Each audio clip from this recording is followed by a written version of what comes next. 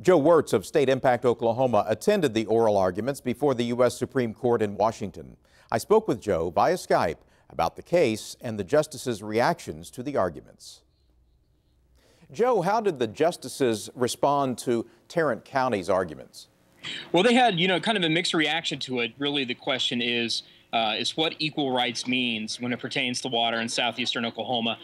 Justice Alito was kind of taken aback by the notion of Texas reaching into Oklahoma to get the water. He questioned how that would work, said maybe is Texas planning on sending in the National Guard or the Texas Rangers to do that, which got a laugh. And I think there was, some concern about how that would work. Chief Justice Roberts was a little bit more sympathetic to the Tarrant Regional Water District's argument. He said basically the Red River Compact is an interstate compact, and the whole point of an interstate compact is that states kind of have to give up something and share something and yield a little bit here and there to solve a kind of communal problem. But really, I think Justice Breyer had a lot of the more specific concerns.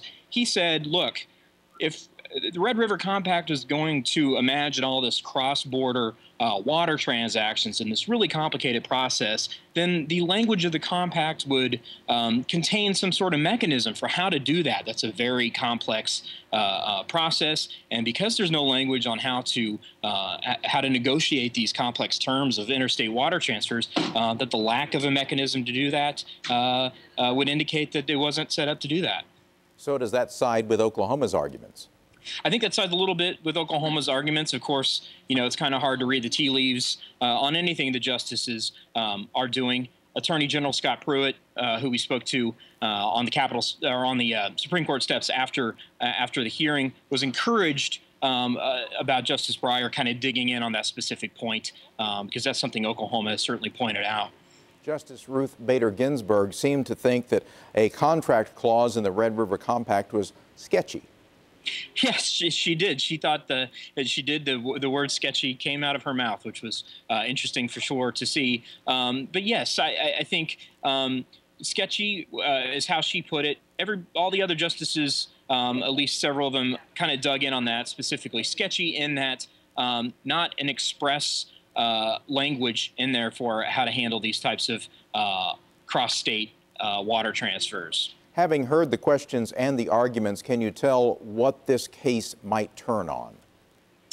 Well, I think it's going to turn on the specific, specific language that's in the, specific language in the contract and how that's interpreted. Of course, Oklahoma or Texas says, we're guaranteed 25% out of this water out of this basin, the sub-basin in Oklahoma, near the Kiamichi River, down near Hugo. So Texas interprets that language as they're guaranteed 25% of this water.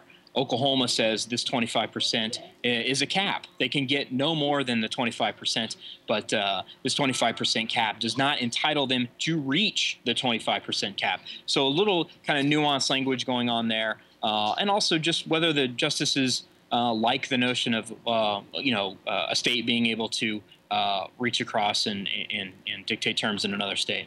What is the specific relief that the parties are asking for?